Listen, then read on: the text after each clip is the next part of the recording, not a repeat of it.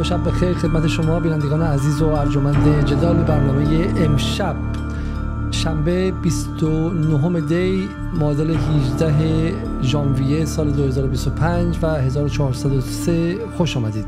اگرچه احتمالاً بیشتر رسانه‌های به ویژه اپوزیسیون امروز درگیر خبر ترور دو قاضی، یعنی قاضی مقیسه و قاضی رازینی در تهران هستند و معانی امنیتی این ترور و اینکه آیا این ترورها نمادی از آغاز وضعیت امنیتی در ایران و بخشی از جنگ اسرائیل علیه ایران در سطح وسیع‌تر هست و جنگ هیبریدی آمریکا که احتمالاً با آمدن ترامپ و جنگ فشار حداکثری تشدید خواهد شد یا نه. اما در کنارش خبر بسیار مهمی در روزهای گذشته بود که تا حد زیادی در سایه آتش بس غزه رفت و آن خبر سفر رئیس جمهور پزشکیان به شهر دوشنبه تاجیکستان در ابتدا و بعد هم به مسکو و قرارداد و امضای توافق جامعه راهبردی با روسیه بود. دو خبری که اگر کنار هم دیگه بگذاریم و وقتی که اونها رو باز کنیم و معانیش رو بیشتر در موردش موشکافی کنیم و تحلیل کنیم، شاید به ما تصویری از نگاه راهبردی ایران در حال حاضر بده و باید این رو هم در فضای پس از سوریه بسنجیم. حالا امشب خواهیم دید که پیچیدگی های این دو سفر تا چه حد زیاده و خارج از آن قصه های یک خطی زرد تا حد زیادی رقت‌آوری که در فضای عصبانی، خشمگین و رسانه زده این روزها هست که ایران رو به روسیه فروختن یا نفروختن و غیره، می‌بینیم که چه پیچیدگی بر منطقه و بر جهان در حال چه پیچیدگی در منطقه و در جهان در حال حاضر وجود داره که بخشیش به خاطر همین گذار به نظم جدید جهانیه و که باعث شده که بازیگران متعددی به میدان بیان و تعدد این بازیگران و از بین رفتن اون نظم تک قطبی که خب خیلی چیزها رو به صورت ساده‌تری تعیین می‌کرد نیازمند ما رو به این نیازمند می‌کنه که بسیار پیچیده‌تر پدیده‌ها و اتفاقات رو ببینیم و خودمون رو مسلح کنیم. در چنین شرایطی اگر ما شهروندان ملی دوست و ملیگرا و ایران دوست مسلح نباشیم به فهمی از روابط بین الملل و روابط منطقه‌ای و ژئواستراتژیک، مسلماً مستعد این خواهیم شد که در دام پروپاگانداهای مختلف چپ و راست بیافتیم. امشب خیلی خیلی افتخار دارم که مهمان عزیزی داریم که پیشتر هم 2 بار در جدال بوده، آقای امید رحیمی، کارشناس آسیای میانه، که در 2 برنامه، یک بار درباره ناآرامی‌های قزاقستان و یک بار هم درباره سفر مرحوم رئیسی به ترکمنستان باشون صحبت کردیم. سلام آقای رحیمی، شبتون بخیر و خیلی خیلی ممنون که دعوت من و مخاطبان جدال رو پذیرفتید.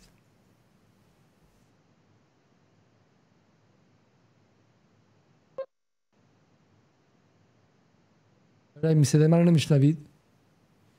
بله یه لحظه من اینترنتم ضعیف شد. در خدمتتون هستم. سلام عرض کردم خدمت شما و تشکر کردم از اینکه دعوت من و مخاطبان جدال رو پذیرفتید. سلامت باشین. تشکر میکنم. در خدمت شما و مخاطبین هست. آقای رحیمی، بذارین در نیمه اول برنامه به سفر به تاجیکستان بپردازیم و بعد بریم سراغ توافق جامعه راهبردی با روسیه. از مخاطبان تقاضا میکنم که برنامه رو همینجا لایک کنن و به رغم حالا ظاهر تکنیکی اما بهتون قول میدم که بسیار برنامه جذابی است. در پیش مصاحبه‌ای که با آقای رحیمی داشتم برای خود من واقعا اون تصویری که داشتم از بین رفت، شکست و فهمیدم که چه اتفاقات واقعا پیچیده در حال افتادنه. چرا آقای پزشکیان به تاجیکستان رفت؟ آیا یک سفر معمولی و یک سفر فرمالیته بودش که حالا هر از گاهی ایران تصمیم میگیره که یک نگاهی هم به این همسایگان کنه، یا اینکه نه معنای خاصی در این زمان خاص داشت؟ خب طبیعتا سفر عادی نبود، که از اولین سفرهای پزشکیان بود، همینطور که اولین سفر آقای رئیسی هم به تاجیکستان بود، اولین سفر خارجی شد که داشتن و در اونجا ما عضو شانگهای شدیم. خب از چند جنبه خیلی اهمیت داره برای ما تاجیکستان که میتونیم تو سطح 2 جانبه، منطقه‌ای و بین‌المللی اینو تقسیم کنیم. تو سطح 2 جانبه خب ما از سال 2015 به بعد روابط بسیار پرتنش و پرچالشی داشتیم با تاجیکستان و خب روابطمون از یک روابط بسیار گرم، نزدیک و دوستانه به یک بار تغییر کرد و ماهیت چالشی گرفت و حتی باعث شد که در این کشور فارسی زبان بسیاری از مراکز فرهنگی ایران حتی رایزنی فرهنگی بسته بشه و خب خیلی از مراکز دیگه مثل کمیته امداد، هلال احمر همه بسته بشن و خب فضا برای بازیگری کشوری مثل عربستان سعودی باز شد و خب به حدی این جدی شد که حتی سفیر وقت عربستان سعودی ادعا کرده بود که ما تونستیم ایران و تاجیکستان بیرون بندازیم و خب این خب نمیتونست خیلی این فضای پرتنش ادامه پیدا کنه و خب فرآیند بازسازی و احیای روابط شروع شد و تو چارچوب دو جانبه خب این خیلی مهم بود. در سفرهای رئیسی که به تاجیکستان انجام شد خب مخالفت تاجیکستان با عضویت ایران در شانگهای برداشته شد و خب ایران تونست عضو شانگهای بشه و خب در این سفر یک گام خیلی مهمتری برداشته شد، این بود که مراکز فرهنگی ایران مجددا بازگشایی شد در تاجیکستان. حالا در رسانه بعضا از افتتاح مرکز در واقع پژوهشگاه فرهنگ تاجیکی فارسی نام برده شد، ولی خب این بازگشایی بود در اصل، چون این مرکز قبلا تأسیس شده بود و فعلا بسته شده بود و خب این خیلی مهمه که این روابط دو جانبه مجددا داره به دوران قبل از سال 2015 نزدیک میشه. خب خیلی فاصله زیاده هنوز، اما خب تو سطح منطقه‌ای خیلی ابعاد جدی‌تر و مهمتری داره این موضوع. نکته اول تو سطح منطقه‌ای اینه که خب تاجیکستان الان تنها جمهوری فارسی زبان رسمی و کامل در آسیای مرکزی است و در واقع تنها جمهوری غیر ترک زبان و غیر ترک منطقه است. البته خب در ازبکستان هم جمعیت تاجیک‌ها خیلی زیاده، فارسی زبانان در تمام جمهوری آسیای مرکزی هستن و تاجیک‌ها بزرگترین قومیت منطقه‌ای آسیای مرکزی هستند در واقع، چه به لحاظ تاریخی و چه به لحاظ تحولات معاصر.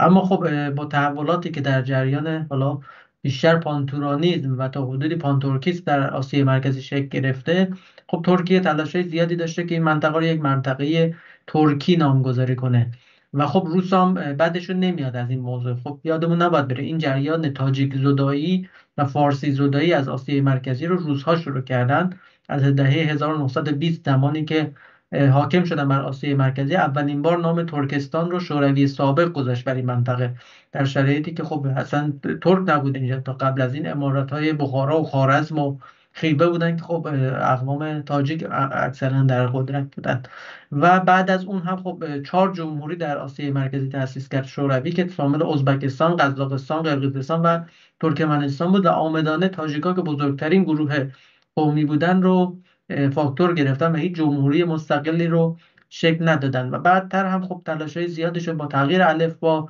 با از بین بردن چهره‌های ملی، تلاش برای تغییر زبان و اینها، خب خیلی اتفاقات زیادی افتاد. ولی خب الان ترکیه خیلی پیرو این موضوعه و دنبال ترک سازی منطقه است و خب چند ماه پیش دیدیم که به صورت رسمی در کتب درسی خودش نام آسیای مرکزی رو به ترکستان تغییر داد و خب این یک گام مهمی بود و تاجیکستان خب تو این منطقه داره در یک انزوای استراتژیکی به سر میبره. خب جریان‌های خیلی سنگینی بر تاجیک‌ها گذشته. خب شهرهای بزرگی مثل سمرقند و بخارا به ازبکستان داده شد و طبق حالا مقاله‌ای که مثلا کتابی که مرحوم شکورجان بخارایی نوشته، فرایند ازبک سازی تاجیک ها به طور جدی انجام شد در این کشورها و خب ترک سازی در واقع تاجیک ها که خب فرایند جدی بود و یک در واقع تغییر نژاد بود که اصلا اتفاق افتاد و این خب تهدید واقعی به لحاظ هویتی و در کنار این تمام زیرساخت‌های فرهنگی پارسی و ایرانی هم داره تغییر میکنه. 2 سال پیش بود فکر میکنم سمرقند که دیگه در ادبیات ما در تاریخ ما شهر معروفه به عنوان پایتخت فرهنگی جهان ترک انتخاب شد و در بخارا و اینها هم ما چنین جریان‌هایی رو داریم می‌بینیم که بخارا رو حالا یهودی‌ها دارن به عنوان یک شهر یهودی در واقع ثبتش میکنند که معتقدم بزرگترین قبرستان یهودیان جهان در بخاراست و خب چنین جریانی که وجود داشت خب این باعث میشه که در یک انزوای استراتژیک باشه و در شرایطی که ترکیه و کشورهای دیگه در یک چارچوب نهادی مثل سازمان کشورهای ترک با کشورهای ترک زبان منطقه که از قضا قرقیزستان وارد تنش و درگیری مسلحانه مستقیم تقریبا شبه جنگ با تاجیکستان شده در اختلافات مرزی، خب تو این شرایط ایران که حضورش کنار تاجیکستان خیلی میتونه مهم باشه و استراتژیک باشه برای تاجیکستان و حتی برای ما هم. خب به عنوانی که بتونیم فرهنگ پارسی، زبان پارسی، ادبیات پارسی و حالا تمام بسترهای تاریخ و تمدنی رو حفظ کنیم. بسیار عالی. اما خب حالا من فقط یه نکته اینجا اضافه کنم واسه حرفتون. این همزمان میشه با پرچم جدید سازمان دولت‌های ترک چه مفهومی دارند؟ پرچم جدید عذر میخوام از شما، صداش عالی نشنویم، شاید بهتر باشه، ولی این همزمان میشه با اخباری که واقعا مخاطب ایرانی هر روز داره میبینه و به شکلی دلش آتیش میگیره از فعالیت‌های چند جانبه‌ای که ترک‌ها دارن. این ترک‌های ترک منظورمون ترکیه‌ای ها، و نه فقط سوریه رو مثلا میتونن از دست ایران در بیارن، بلکه در آسیای میانه چه نقشی دارن و این پرچم طراحی کردن به قول شما در ترکستان و در کتاب درسیشون هم رسما از این منطقه آسیای میانه، جایی که بخشی از تمدن فارسی بوده، همیشه بخشی از تمدن ایرانی بوده، خراسان بزرگ بوده و غیره، این رو هم اومدن از پشت هم دارن ما رو محاصره میکنن و ما به این شکل واقع حواسمون نیست و این اتفاق مهمه. پس از این نظر، حالا فارغ از این که ما حالا مثلا چه نگاه جناحی داریم یا نداریم، اما به عنوان ایرانی ها باید از این سفر بسیار بسیار خوشحال باشیم و به عنوان ایرانی ها باید خیلی خیلی ناراحت باشیم از اینکه این سفر اینقدر دیر انجام میشه و تحرکات ایران در آسیای میانه اینقدر دیر انجام میشه. این باز تصویری از OTS اگه اشتباه نکنم از کشورهایی که ترکیه و کشورهای آسیای میانه در سال 2022 درسته، یعنی این سالهایی که ترکیه اینقدر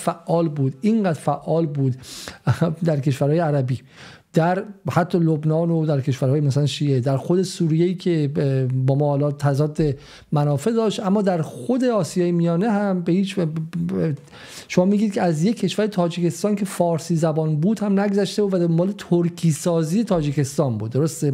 پس از یک سمت ما تاجیکستان حتی به عربستان سعودی وهابی باخته بودیم، از طرف دیگه به ترکیه‌ای که می‌خواست اونجا رو ترکستانی کنه و الان در این فشار و انقباض استراتژیک تاجیکستان به دنبال راهی میگرده که بتونه در واقع دست یاری دراز کرده. به ما نیاز داره.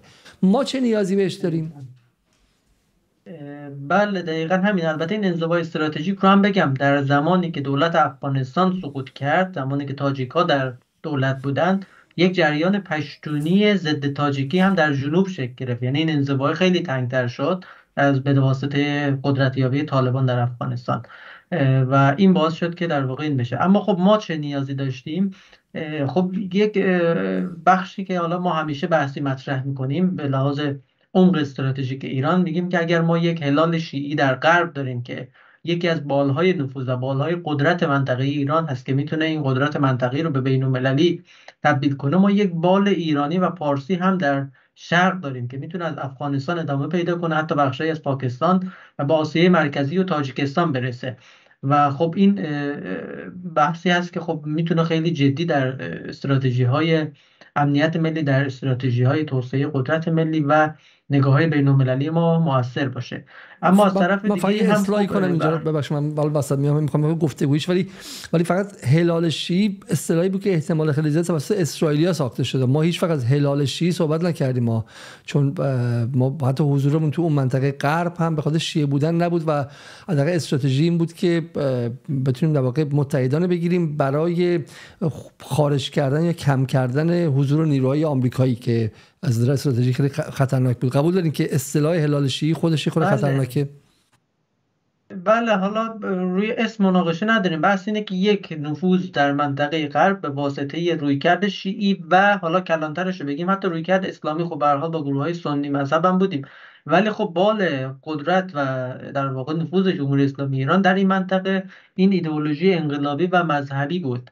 اما خب در شرق این میتونه در واقع این عامل توسعه قدرت میتونه این محور زبان پارسی باشه، میتونه نوروز باشه، عرصه تمدنی نوروز که خب الان متاسفانه ترک‌ها دارن روی نوروز هم ادعا دارن وارد میکنن که میگن این اصلا یک رسم ترکی بوده. و خب فرهنگ و تمدنی که ما در این منطقه داشتیم که خب ریشه های ما در از این منطقه شکل گرفته، از دوره سامانیان گرفته تا حتی قبلش دوره اشکانیان و اینها، خب بازه‌های پایتخت‌های ایران در این مناطق بوده. و خب اشقابادی که ما میگه اشقاباد در واقع از همون اشکانیان، از آشکاباده که خب ریشش به همون اشکانیان برمیگرده. و خب تو سطح دوم هم به هر حال ما میدونیم الان ترامپ داره با یک رویکرد فشار حداکثری میاد و خب در این شرایط تلاش برای انزوای ایران، الغای شکست ایران در سوریه و خب چنین جریان خیلی قدرتمند ادامه پیدا کرده و داره میره جلو.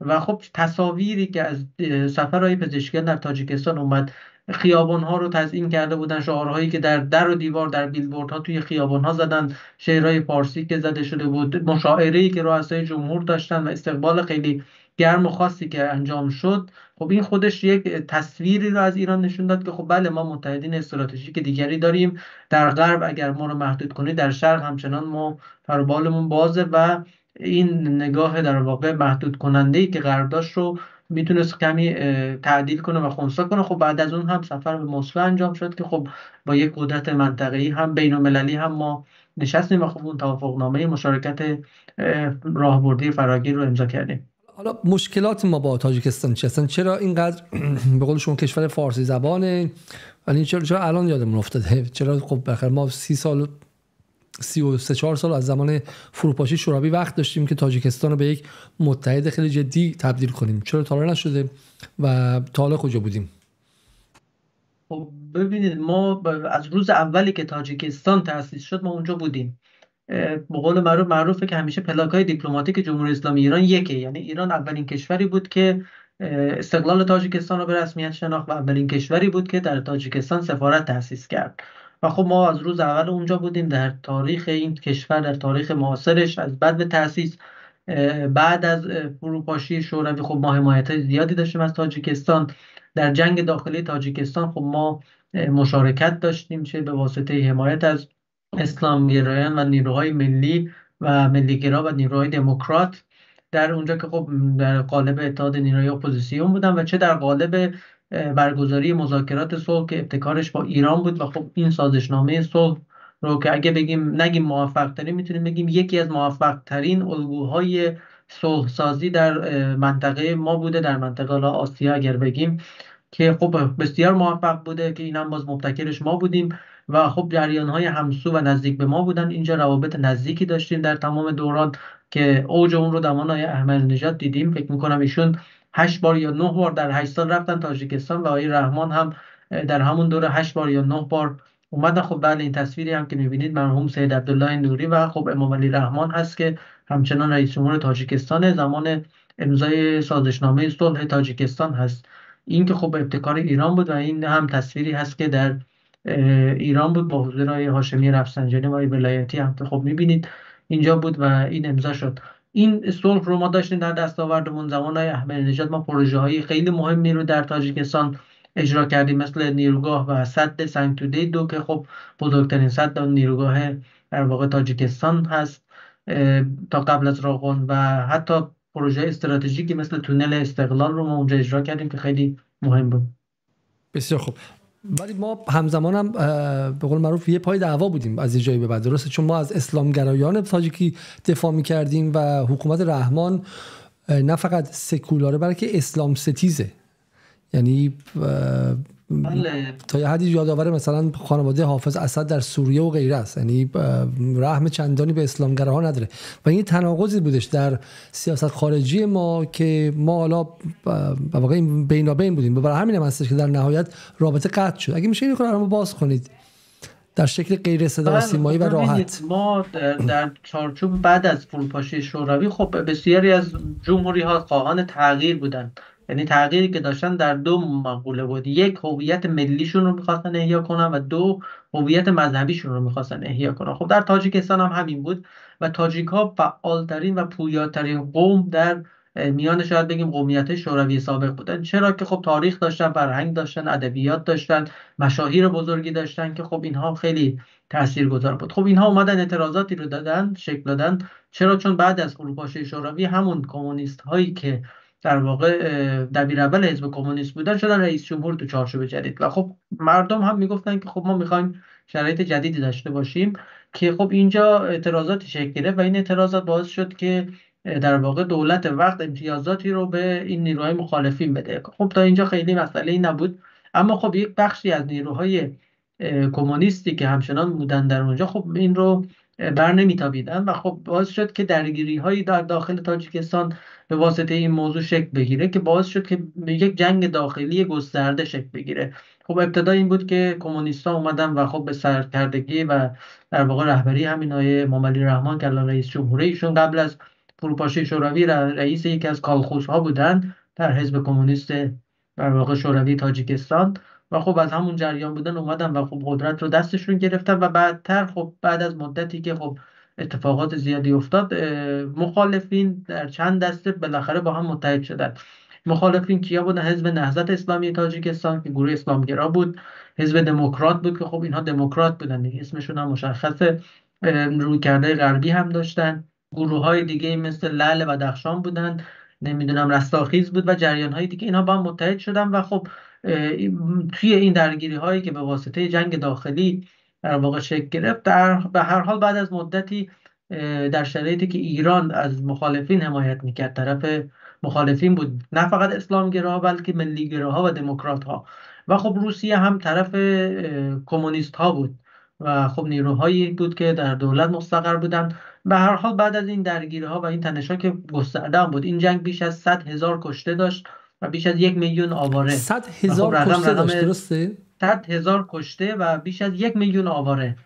1,000,000 که خب بیشتر اینها در شمال افغانستان ساکن شده بودن و خب ایران مبتکر این مذاکرات صلح بود و خب البته روسیه در اون زمان خیلی این ابتکارها رو جدی نمیگرفت.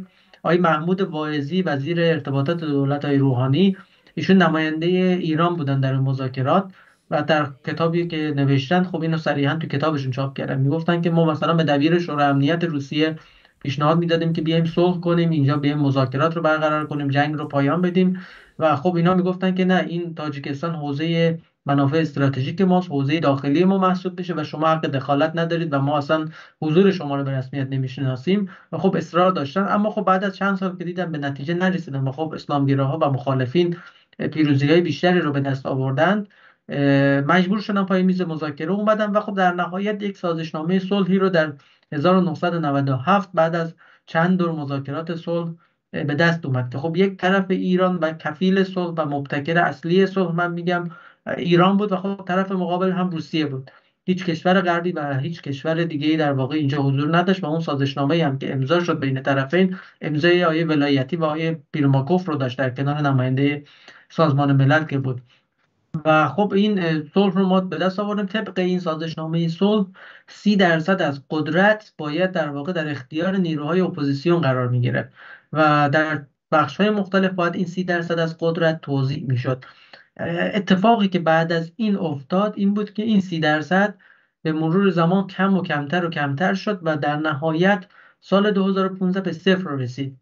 سال 2015 خب چه اتفاقی افتاد؟ این بود که حالا به هر حال من خیلی وارد جزئیات نمیشم، درگیری هایی به واسطه ژنرال عبدالحلیم نظرزاده معاون وزیر دفاع تاجیکستان به وجود اومد که خب ادعای دولت تاجیکستان این بود که حزب نهضت اسلامی به واسطه ایشون به دنبال یک کودتا بوده و ایران هم از این کودتا حمایت میکرده، ولی خب در واقع اون روایتی که در واقع وجود داره اینه که روایت مقابل اینه که خب تلاشی بوده برای اعلام ممنوعیت، از بین بردن کامل حزب نهضت اسلامی و در واقع منحل کردن این حزب که در واقع اون چند کرسی که در پارلمان داشتن و دفاتر حزبی و پتانسیلی که خب در سطح جامعه بود هم از بین بره. بعد از این خب این درگیری ها و چالش ها در واقع خیلی جدی شد.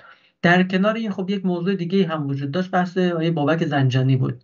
به هر حال آقای بابک زنجانی هم بعد از اینکه دستگیر شد در ایران، خب به دلیل بدهیایی که به دولت داشت، حالا بحثای دیگه که مطرح شد، یکی از موضوعاتی که مربوط به ایشون بود به تاجیکستان برمیگشت. خب ایشون سرمایه‌گذاری‌های زیادی در تاجیکستان داشت، پروژه‌های بزرگ، مایملک، حساب‌های بانکی و خب خیلی دارایی‌های زیادی داشت که این دارایی‌ها از 2 میلیارد دلار تا 4 میلیارد دلار برآورد میشه. حالا خب کسی خبر نداره فعلا چقدره. و خب زمانی که ایشون دستگیر شد به هر حال ما فقط تو عکس‌ها برای کسایی که برنامه رو میشنون عکس‌ها رو می‌بینیم از بابک زنجانی و رحمان یا رحمانوف رئیس جمهور تاجیکستان در کنار هم دیگه در حال بهره برداری، در واقع دیدن ماکت‌های پروژه‌های کلان عمرانی بابک زنجانی در تاجیکستان. بفرمایید. بله خب یکی از موضوعات هم همین بود، این پول‌ها گم شدن در واقع، حالا بگیم فعلا گم شدن. و خب دولت تاجیکستان گفت که نه این پولی نیست، شما اگه سندی دارید بیارید و این دارایی ها رو نشون بدید. و خب یک چالشی به وجود اومد. این پول ها هم هنوز نمیدونم سرنوشتش مشخص نیست، شاید حالا تو مذاکرات دولتی بخشی از این پول ها سرنوشتشون مشخص شده باشه، ولی خب اون چیزی که ما میدونیم هنوز مشخص نیست. و خب این هم یک چالشی بود برای تاجیکستانی که در اون زمان مثلا تولید ناخالص ملی 6 یا 7 میلیارد دلار بود. 2 تا 4 میلیارد دلار خیلی رقم بزرگیه. برای ما شاید رقم کوچیکی باشه در جمهوری اسلامی ایران که حتی برای ما هم بزرگه، ولی خب برای تاجیکستان خیلی یک رقم نجومی محسوب میشد این. و خب به هر حال این هم فاکتور بسیار تاثیرگذاری بود. ما هیچ خبری نداریم که توی این مذاکرات بین پزشکیان و رحمان درباره این طلب چیزی گفته شده یا نشده. تو روزنامه هم خبری ازش نشد دیگه، درسته؟ بله هیچ خبری منتشر نشد. شاید حالا تو سطح محرمانه و داخلی باشه، چون به هر حال موضوع بسیار حساس و چالش برانگیزیه. و فاکتور سومی که اینجا تاثیر داشت تو اینجا، خب من فکر میکنم این داخلیه و مربوط به دولت‌های روحانی میشه. زمانی که در اوج مذاکرات برجام و نگاه در واقع تمرکز دولت در موضوع برجام بودیم در سال 2015 این اتفاق افتاد. یعنی زمانی که دولت هیچ نگاه خاصی به این همسایگان، به این کشورها و منافع استراتژیکی که ما اینجا داشتیم نداشت. و خب تمام توان و تمرکز دولت روی مذاکرات هسته‌ای و توافق برجام بود. و خب واقعیت اینه که دولت به میزان کافی تلاش نکرد در اون بازشه. قبل از اون یعنی سال 2014 این روندی بود که از سال 2014 و حتی اواخر 2013 شروع شد و میتونست از اون موقع جلوی این گرفته بشه، ولی خب نشد. و به هر حال اتفاقاتی افتاد که بعدش باعث شد که خب تاجیکستان در شرایطی که خب به هر حال کشوری بوده که جنگ داخلی رو دیده، حمایت ایران و قدرت ایران رو میدونست و میدونست که اگر ایران اراده‌ای داشته باشه برای این موضوع، خب میتونه تغییراتی رو در تاجیکستان ایجاد کنه. ولی خب واقعیتش اینه که اراده‌ای وجود نداشت و حتی از اون در واقع نگاه‌های سیاسی حداقلی هم عقب نشینی شد. و حتی اسلامگرایان تاجیک هم بعضا انتقاد میکردن که خب چرا ایران وظایفش رو به عنوان کفیل صلح انجام نداد. به هر حال یک بخشی از مسئله هم به این موضوع بود، ولی خب مسائل دیگه هم بود، مثلا ضعفی که در خود حزب نهضت اسلامی در تاجیکستان به وجود اومده بود. و خب بعد از اون هم خب این گروه ها این گروه در واقع حزب نهضت اسلامی، حالا رهبرانی که تونستن از تاجیکستان خارج بشن یا اعضایی که خارج بودند مهاجرت کردن اروپا و الان به عنوان یک اپوزیسیون سیاسی در اروپا دارن فعالیتشون رو ادامه میدن. بسیار خوب. من اولا باز کنم یه سندی که اینجا داریم با هم دیگه میبینیم، اینجا سند صلح سازمان ملل، شورای امنیت سازمان ملل، جنرال اسمبلی، یعنی همون مجمع عمومی سازمان ملل در سال 1997 یا در تیر ماه 1375. و جالبه که دو تا چیز جالبه اینجا، که اینکه اولین امضا سرگئی لاوروف، درسته؟ لاوروف اون موقع بوده. حالا ما آیت الله جنتی رو توی ایران مسخره میکنم، ولی لاوروف هم دست کمی از آیت الله جنتی نداره، همیشه بوده. یعنی اول لاوروف بوده، بعد روسیه به وجود اومده. ولی پایینش همونطور که شما گفتید 3 امضا رو ما در پایینش میبینیم. یکی مرمه که مسئول همین حالا سازمان ملل، دومی پریماکوف که مال روسیه و سومی ولایتیه، درسته؟ علی اکبر ولایتی و پریماکوف مسئول این هستن. دومین چیزی که من می‌خواستم نشون بدم همین دعواهای حول بابک زنجانی در این سالها که از سال 2014 تقریبا این سال 93 این دعواها ادامه دار بوده و بین ایران و تاجیکستان و ادعاهایی که دو طرف می‌کردن.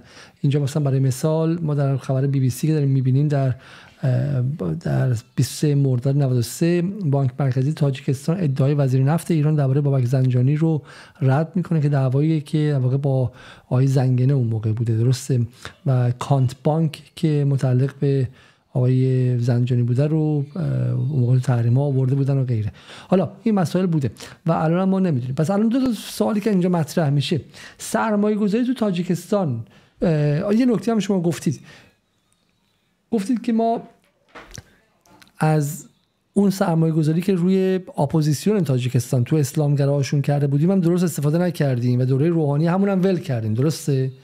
و الان متاسفم. احتمالا الان کی اونا به کی نزدیکن؟ به امارات نزدیکن، به سعودی نزدیکن، به کی نزدیکن بیشتر به اپوزیت؟ اروپا، به غرب و اروپا. خب به هر حال اروپا به اینا پناهندگی سیاسی داده و حمایت میکنه و خب طبیعیه که نزدیک به اروپا باشن، ولی خب هنوز همچنان این الگوهایی که به ایران داشتن رو هم تا حدودی حفظ کردن، ولی خب بیشتر به اروپا نزدیکن. حالا این نکته خیلی جالبی برای کسایی که فکر میکنن سیاست خارجی ایران ایدئولوژیکه و مرتب میگن از این حضراتی که در این شبکه آزاد 24 ساعته میگن آیه حاتم قادری که سیاست خارجی ایران رو حول امتگرایی میگردونه توصیف میکنه. همینجا جالبه دیگه کدوم امتگرایی؟ یعنی سیاست خارجی ایران الان با رحمان کاملا اسلام ستیز و اسلام کش متحد شده، اون به قول معروف گروه اسلامی هم فراموش کرده و اصلا حتی بهشون در یه حد خیلی کوچیکی هم به قول معروف وقعی ننهاده و کنارشون گذاشته و این نیستش مسئله. ولی اینه که یه عدم انسجامی وجود داره. یعنی مسئله سیاست خارجی ایران من میگم که حالا در مجموع مثل سیاست خارجی هر جایی یه خردی توش هستش ولی این خرده با یه بیخردی‌های هم همراه دیگه، یعنی با یه نابسامانی‌های همراه و اصل ماجرا اینجاست.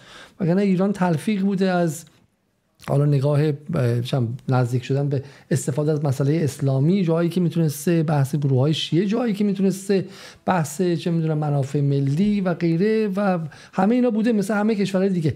ولی مثلا تو همین تاجیکستان چیزی که ما میبینیم عدم انسجامه. آیا من حق دارم بگم که این عدم انسجام یه بخشیش هم اینه که یک دعوای جناحی در داخل خیلی زیاد بوده، دو هنوز که ما برامون اهمیت آسیای میانه مشخص نیستش، یعنی نه برای چپمون نه برای راستمون. حالا اگرچه حالا بخوام منصف باشیم شما میگه احمدی نژاد 8 بار رفت اونجا و آقای رئیسی هم بلند شد چند بار رفت اونجا، درسته؟ یعنی هم رفت اونجا، ولی حداقل برای گروه غربگرا اهمیت آسیای میانه مهم نیستش، جا نیفتاده هنوز بعد از این همه سال.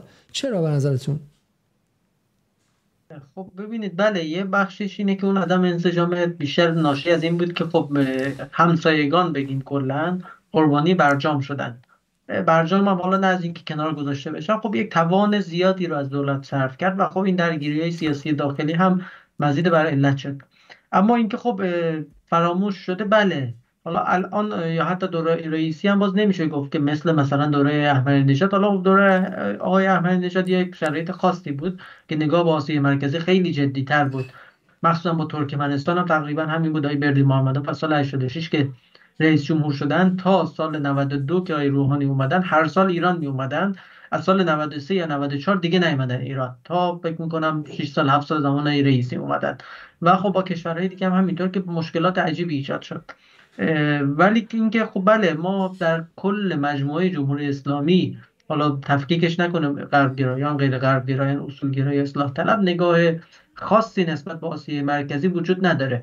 شما در صدا و سیما ببینید خب ما شبکه‌های برون مرزی زیادی داریم به زبان‌های مختلف، برای شبکه اردو زبانان در شبه قاره، برای افغانستان که خب همسایه است، آذری، در نمیدونم انگلیسی زبان‌ها برای پرس تیوی، هیسپان تیوی برای آمریکای جنوبی، برای اعراب و اینها.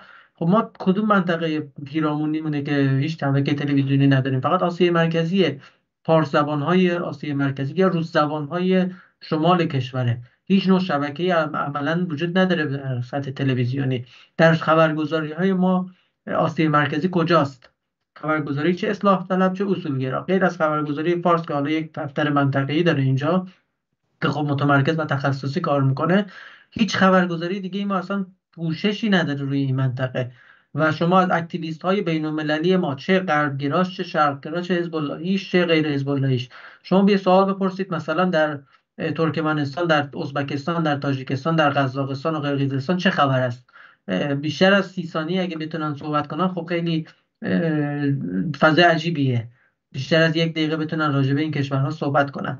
واقعیتش اینه که خب یکی اینکه شناخت ایجاد نشده. در تلویزیون ما در شبانه روز چقدر تصویر از آسیای مرکزی می‌بینیم، در کدام بعد از سریال در چشم باد که خب 20 سال پیش یک کاراکتر تاجیکی در اون وجود داشت، ما در تلویزیون چند مستند تلویزیونی، چند فیلم، چند سریال با کاراکتر این کشورها دیدیم. حتی این هم حذف شده و خب این ارتباط شناخته ایجاد نشده و از بین رفته. و خب متاسفانه اینه که تمام دنیا الان در حال حاضر توجهشون رو به آسیای مرکزی به عنوان یک نقطه استراتژیک جلب شده و ما هنوز یه مقدار عقبیم از دنیا و باید بریم به این سمت که خب ما هم این منطقه رو درک کنیم به عنوان یک ژئوپلیتیک حیاتی، بخشی از اون هارتلند معروف که در واقع نظریه‌های ژئوپلیتیکی معروف شده و منطقه‌ای که الان خب می‌بینیم بعد از تحریر الشام در سوریه و بعد از طالبان در افغانستان یک منطقه در آستانه انفجار در واقع داره برداشت و تعبیر میشه از اون. تفاوت دیگه ای که داشته در جمهوری اسلامی که به علت دیگه ای داشته که به آسیای مرکزی توجه نشده بعد از دهه 1990 میلادی، من حالا معمولا این تعبیر رو به کار میبرم، چون آسیای مرکزی عرصه فرصت ها بوده برای ما و دیگر مناطق پیرامونی ما عرصه تهدیدات بوده.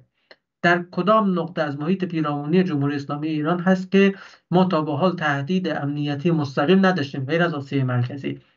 هیچ نقطه، هیچ همسایه‌ای نبوده که ما بگیم خب غیر از ترکمنستان و آسیای مرکزی ما هیچ تهدید امنیتی مستقیمی از اون نداشتیم و حتی غیر مستقیم باز هم نداشتیم از این منطقه و همش فرصت بوده برای ما و خب این حیات خلوتی که خب خالی بوده رو گذاشتیم همینطوری در واقع خالی بمونه دیگه، استفاده نکردیم از اون فرصت. دو تا نکته است. یکی این که شما میگی الان دیگه اولا فرصت نیست، این به تنهایی تهدید هم هستش، تبدیل به تهدید میشه. چون ما هم الان که داریم صحبت می‌کنیم داریم نقشه‌ای می‌بینیم که یک کشوری در اونجا میشه مثل ترکستان از شمال ایران شروع میشه، ترکمنستان رو داره، بعد اون پشتش چم تاجیکستان رو داره، ازبکستان رو داره، قرقیزستان رو داره، بخش عمده از قزاقستان رو داره و همسایه میشه با چین و مغولستان. خب از پایینم با به قول معروف افغانستان. چین همسایه نمیشه، غرب چین رو هم در بر میگیره. بعضی میخواد اویغورستان هم میخواد، درسته؟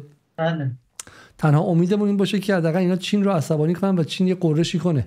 ولی نکته اول اینه که الان آقای اردوغان که هم در یک دست اسلامگرایی داره، در یک دست ترکگرایی داره. اگه ما به قول شما هلال شیعی و هلال نوروز رو داشتیم و واقعا اون فرهنگ فارسی در یک سمت در شرق و بحث شیعه در غرب داشتیم، این برای هم آقای اردوغانی که دوتا رو داره و خب بالاخره اون بحث عثمانی گرایی و خلافت خیلی قوی تر از شیعه است، چون 90% جامعه اسلام رو در بر میگیره، نه بخشای خیلی خیلی کوچیک پراکنده در این ور اون ور رو.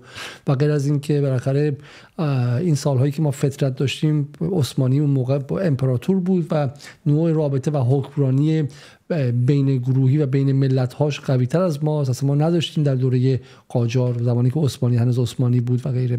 دومیش اینه که رو این بحث ترکستان هم نگاه کنید چه کاری کرده با زبان، با تبلیغ برنامه ترکی. تو همین ایران نگاه کنید که دفعه چگونه کانال ها در چندین استان ایران به سمت استانبول چرخید از 1385 به این سمت. خب برای همین که شما نگاه کنید که قدرت نرم ترکیه در ایران چقدر بوده، همین رو تسری بدیم به کشورهایی که دیگه ترک زبان هم هستن مثل ازبکستان و مثل قزاقستان و قرقیزستان و غیره. برای همین پس این الان محل دعوای ما با ترکیه. یک، حالا کشورهای دیگه هم هستن اونجا که اگه تونستین دربارشون صحبت کنیم، مثل اسرائیل اونجا حضور داره، مثل آمریکا و غیره. ولی حالا خیلی معتقد میگن که آقا حالا اینا دعوای محلیه، ولی مثلا بقیه کشورها کاری ندارن. آیا اینطوره؟ آیا غرب مثلا اروپا، آمریکا و غیره اونها با آسیای میانه کاری دارن یا اینکه نه اونها هم رها کردن مثل ایران ولش کردن آسیای میانه رو؟ نه خب ببینید تمام دنیا دارن به سمت آسیای مرکزی میان، نه تنها غرب بلکه شرق، از ژاپن، کره جنوبی، سنگاپور، این کشورها تا در واقع اروپایی ها و آمریکایی ها. خب آمریکایی ها در اخیراً در طول 5 سال تا 10 سال اخیر خیلی خیلی تمرکزشون رو جلب کردن روی آسیای مرکزی و حتی تغییراتی که در وزارت خارجه آمریکا به وجود اومد معاونت آسیای مرکزی و جنوبی در واقع تشکیل شد که حتی یک ایده ژئوپلیتیکی و ژئواکونومیکی شکل دادن بر اساس آسیای مرکزی که آسیای مرکزی و جنوبی رو به هم متصل کنن و این با این هدف بود که ایران، روسیه و چین که سه ضلع در واقع استراتژیک آسیای مرکزی هستن و تنها دسترسی رو همه رو خنثی کنن و مسیر جنوبی رو در اختیار بذارن. و خب تصویری هم که الان داریم می‌بینید مربوط به اولین نشست سران آسیای مرکزی و آمریکا بود که در دوره آقای بایدن در واقع این برگزار شد و خب نگاه آمریکا خیلی جلب شده به آسیای مرکزی و خب سرمایه‌گذاری‌های آمریکا در بعضی کشورها مثل قزاقستان ببینید که بالای 30 میلیارد دلار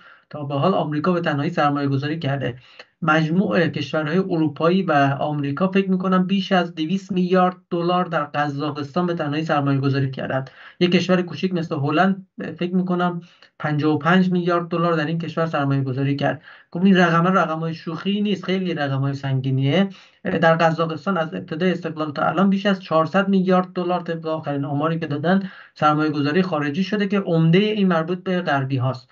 خب این سرمایه گذاری در سطح سیاسی، خب این نشست رو میبینیم، این 5+1 که ابتکار آمریکایی ها و غربی هاست با آلمان برگزار شد، با فرانسه، با انگلستان، با کشورهای دیگه هم برگزار شد در سطح سران که خب این خیلی نشون میده که این اهمیت بالایی داره. خب این هم وزیر خارجه آمریکاست در سطح وزرای خارجه که چندین نشست برگزار کردن و خب غربی ها هم داره نظرشون جلب میشه. اخیراً یک مقاله‌ای رو فردریک استار، یکی از در واقع ژئوپلیتیسین های آمریکایی و از کارشناسان قدیمی آسیای مرکزی آمریکا نوشته، بحث این رو مطرح کرده که آسیای مرکزی بزرگ باید به بخشی از استراتژی جهانی آمریکا تبدیل بشه. یعنی توی پازل جهانی آمریکا آسیای مرکزی بزرگ مطرح بشه و خب آسیای مرکزی بزرگ رو شامل خود آسیای مرکزی و در واقع قفقاز جنوبی میدونن تا حدودی که میگن اینها به صورت کلی آسیای مرکزی بزرگ است. و خب این داره این ایده مطرح میشه در سطح جهانی و این تاریخش هم میبینید اکتبر 2024 چیز قدیمی نیست.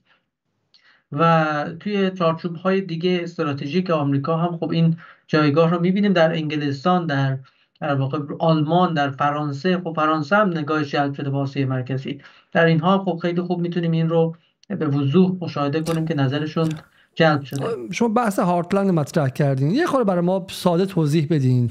چیزی که من میفهمم اینه که خب بالاخره این منطقه داریم در نقشه میبینیم، این منطقه یه ورش ایرانه، یه ورش روسیه است، یه ورش چینه. خب اگه ما اینجا نفوذ داشته باشیم میتونیم برای روسیه، چین و ایران دردسر درست کنیم، درسته؟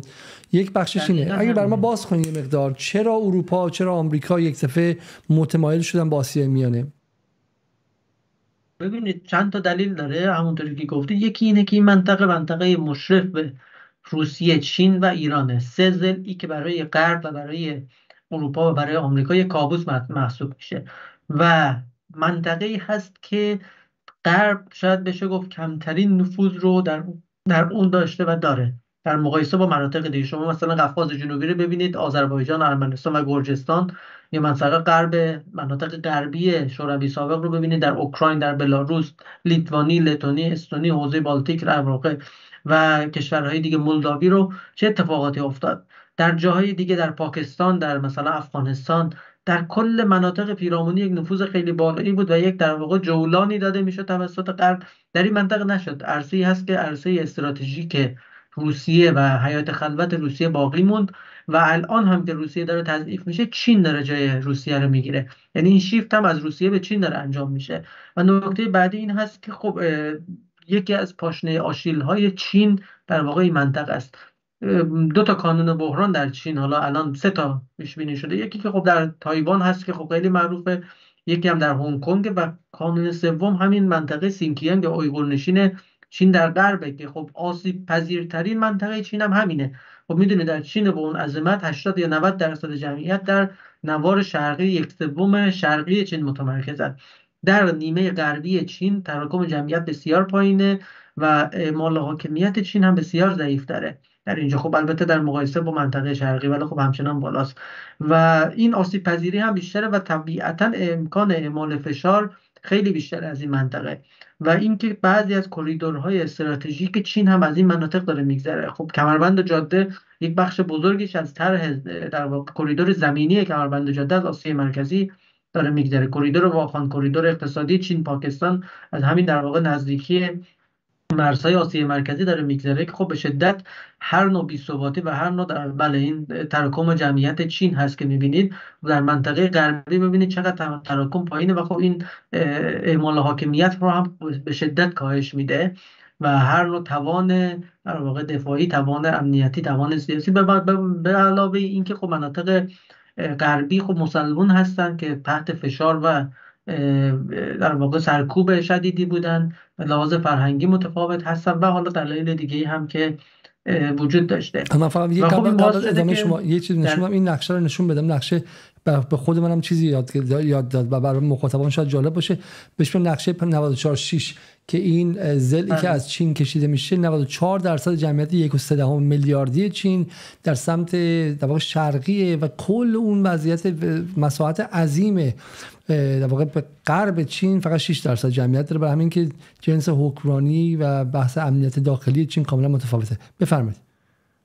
بله و همین هم باعث شده که به شدت آسیب پذیرتر باشه چین از این منطقه و خب و هر نوع بی‌ثباتی باشه میتونه برای مدت‌ها درگیر کنه.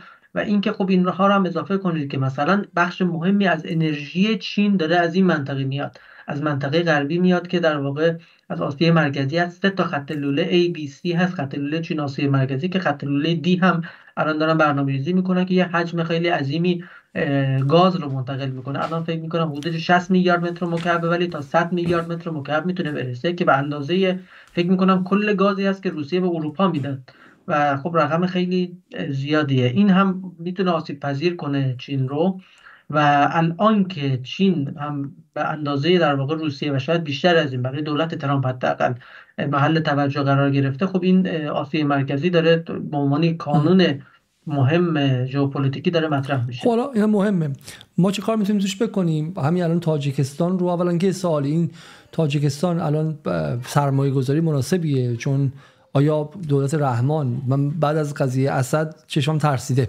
به قول معروف از میگن مارگزیده از ریسمون سیاه‌وسفید میترسه. الان دولت رحمان دولت باثباتیه، ما الان بریم ازش حمایت کنیم، 3 ماه دیگه سقوط نمیکنه، کله‌پا نمیشه. آیا این سرمایه گذاری قابل قبولیه از نظر شما؟ ببینید ما یه وقتی میخوایم بر اساس شرایط ایدئال تصمیم بگیریم، یه وقتی بر اساس شرایط موجود و واقعیت موجود. ما الان بر فرض مثلا در تاجیکستان بخوایم با این رحمان کار نکنیم، با چه گزینه‌ای میخوایم کار کنیم؟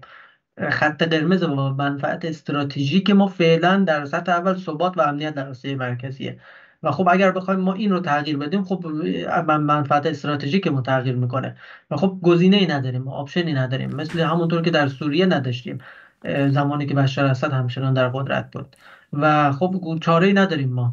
اوکی. سال دوم، چرا برامون الان ثبات آسیای میانه مهمه؟ الان چه اتفاقی افتاده؟ چه اتفاق جدیدی افتاده که این ثبات به خطر افتاده؟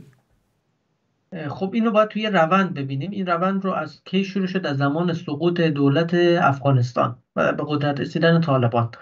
خب بعد از اینکه طالبان به قدرت رسید، خب یک فضای خلأ ژئوپلیتیکی و خلأ قدرت و بعد از اون هم خب یک عدم قطعیت امنیتی به وجود اومد در شمال افغانستان مخصوصاً، که خب طالبان نفوذ کمتری در شمال داشت، اعمال حاکمیت کمتری داشت و خب بعد از اون هم مشخص شد که بعضی از گروه‌های شبه نظامی مثل جماعت انصارالله، مثل حتی داعش خراسان، جنبش اسلامی ترکستان شرقی، نمیدونم جنبش اسلامی ازبکستان و گروه‌های دیگه اکثرا در شمال متمرکز شدن و خب این یک تهدید جدی بود برای آسیای مرکزی.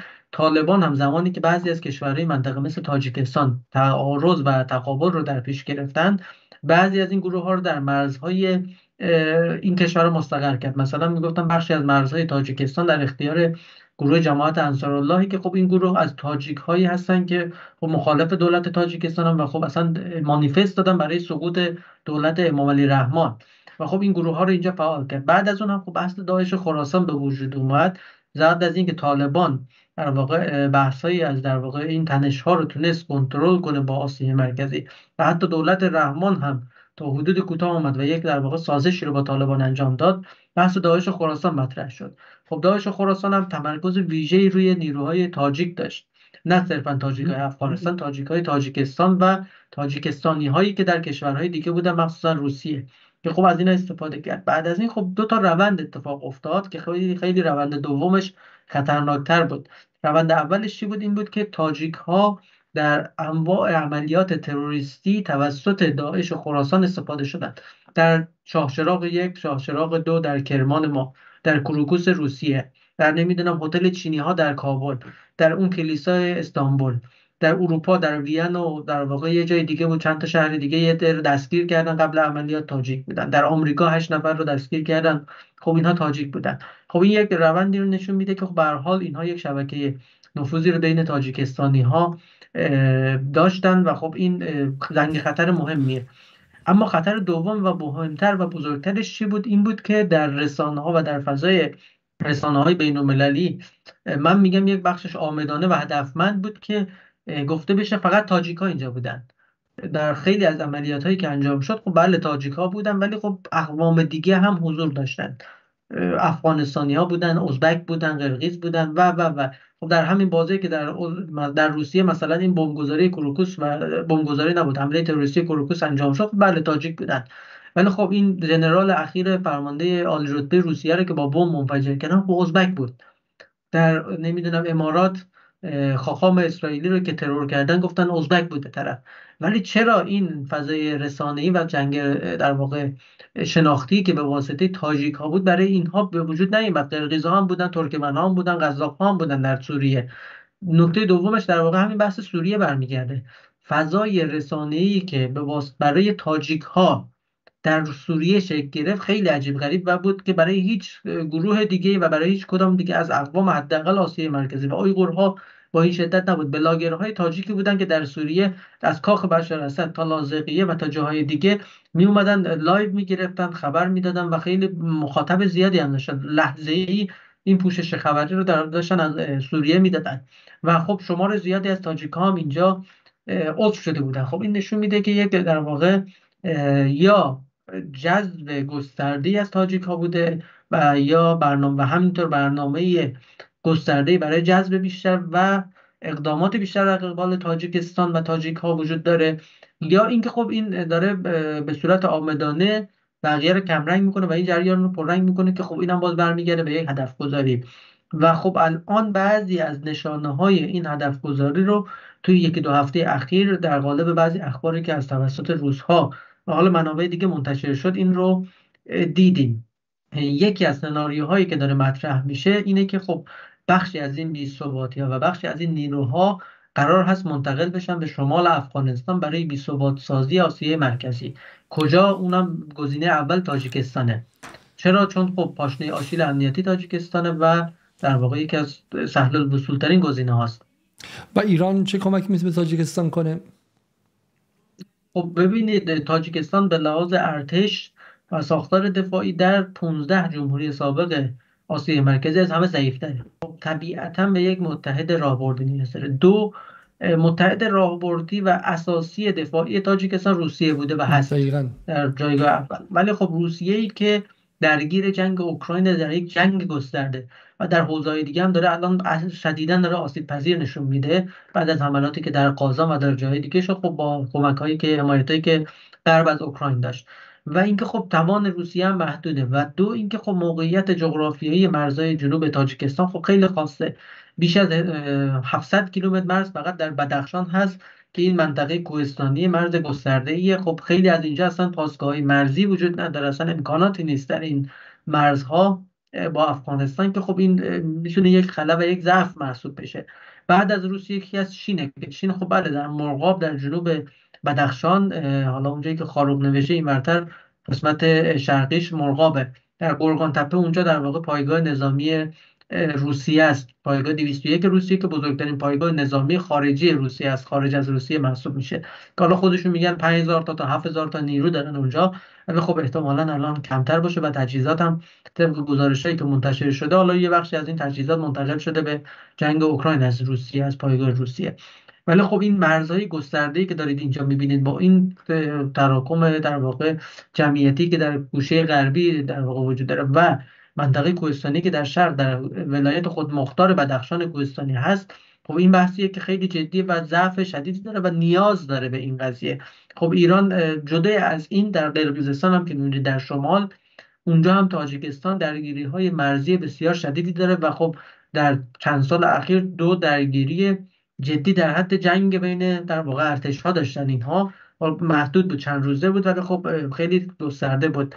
و خب برای اون هم باز چون ترکیه حمایت از قرقیزستان رو به صورت رسمی داشت، پهپاد داد به اینا، در واقع تجهیزات نظامی داد و خب خیلی یک کاری کرد که دست برتر با قرقیزستان باشه. اونجا هم تاجیکستان نیاز داشت. خب ایران خوشبختانه 2 سال پیش 3 سال پیش اون پهپادهای ابابیل رو در واقع خط تولیدش رو به تاجیکستان داد که یه مقدار با اون قضیه موازنه کنه، ولی خب برای افغانستان همچنان تاجیکستان نیاز به کمک داره برای اینکه این ثبات استراتژیک حفظ بشه. به علاوه اینکه خب شمال افغانستان زمانی که ناامن بشه برای ما هم یک تهدید امنیتی مستقیم محسوب میشه، چون هیچ الزامی وجود نداره که از شمال در واقع شرقی به شمال غربی این بی‌ثباتی‌ها و این ناامنی‌ها منتقل نشه. همونطوری که خب 2 تا خبر این آندری سیرینکو خبرنگار معروف روس منتشر کرد. یک خبرش این بود که تحریر الشام شعبه افغانستان خودش رو به رهبری مولوی عبدالفتح در واقع تأسیس کرده و داره اونجا سازماندهی نیرو انجام میده و داره دنبال این هستن که نیروهایی که در سوریه هستن رو منتقل کنن به اینجا.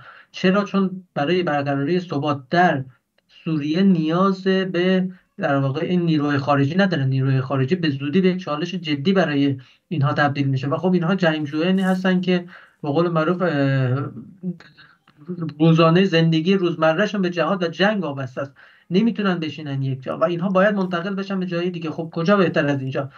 ترکیه هم بعدش نمیاد که تاجیکستان غیر ترک تضعیف بشه، تجزیه بشه و به مشکلات در واقع جدی مواجه بشه. از این ور خب طالبان آیا میتونه جلو این رو بگیره؟ خیر. میخواهد؟ بله، در اراده طالبان شکی نیست، ولی آیا میتواند؟ خیر. پس این همینجا وایسین. پس این که حالا طالبان از اول نقشه بوده که بیاد اونجا، بعدم داعش و طالبان یکی بودن، اینا نه، شما اینا رو قبول نداری.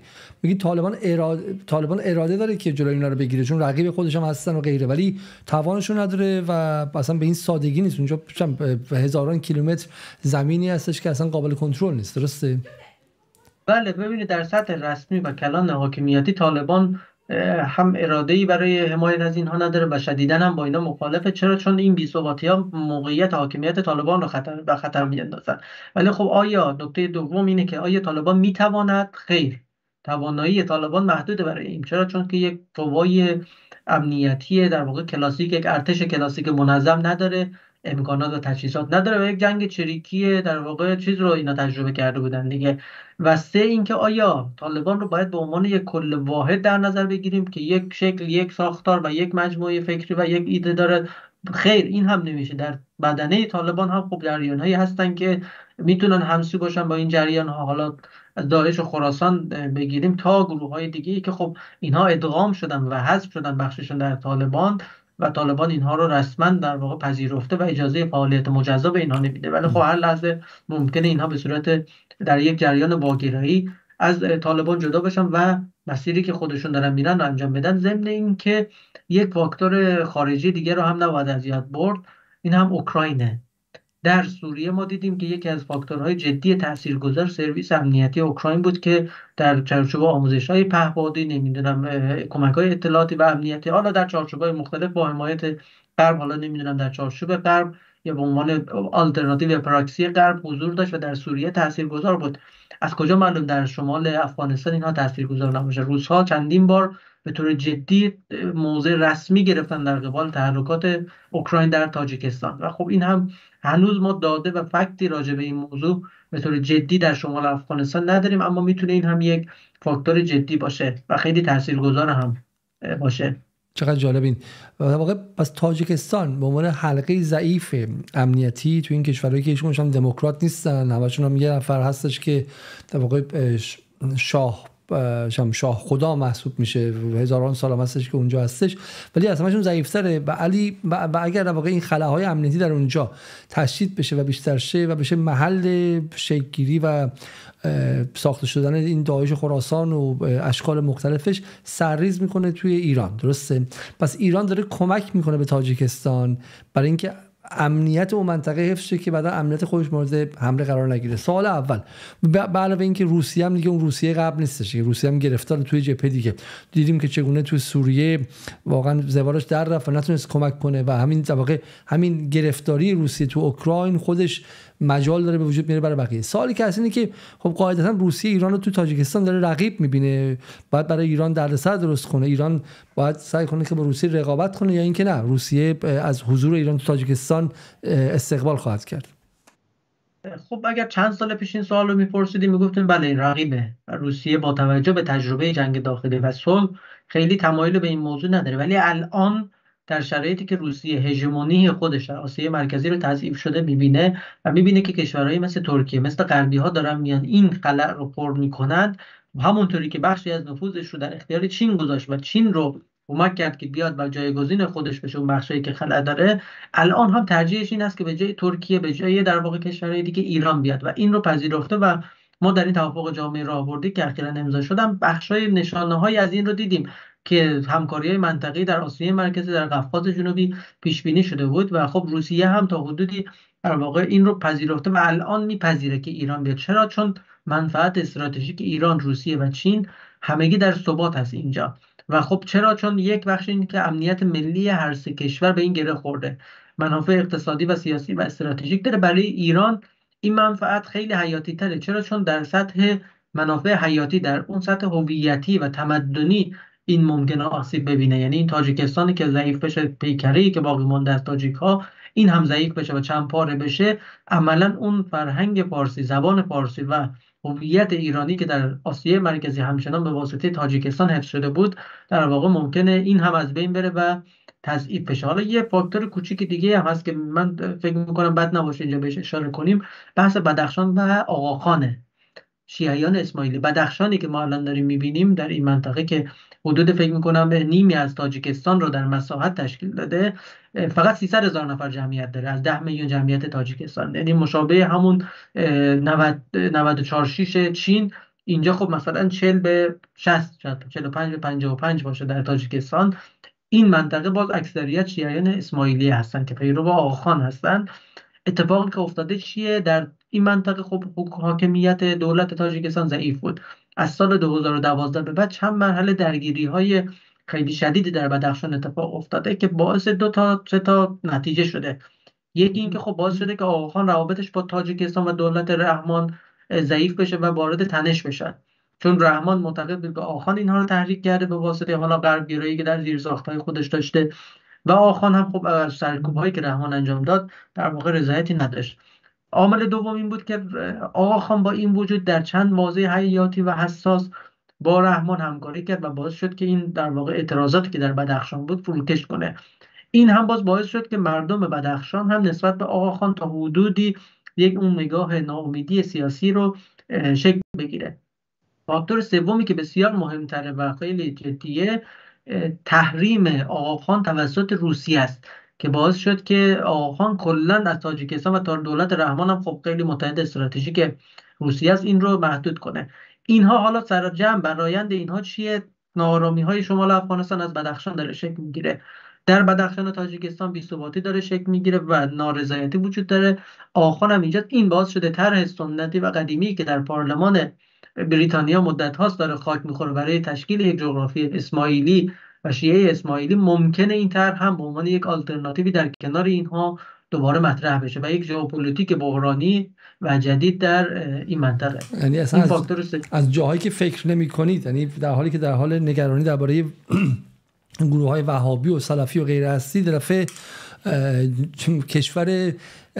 کشور شیعیان اسماعیلی هم مثلا میتونه شکل بگیره و ژئوپلیتیک منطقه رو به هم بزنه. همین که ما میگیم وقتی میگیم ثبات از بین بره، همه چیز ممکنه. حالا فقط کردستان و عراق نیست که کردستان نیست که میتونه کشور شه و کل این منطقه رو در غرب ایران از بین ببره، بلکه اینجا میگم چیزایی که به ذهنتون نرسیده، یعنی اسرائیل های فراوانی در راه هست. درسته؟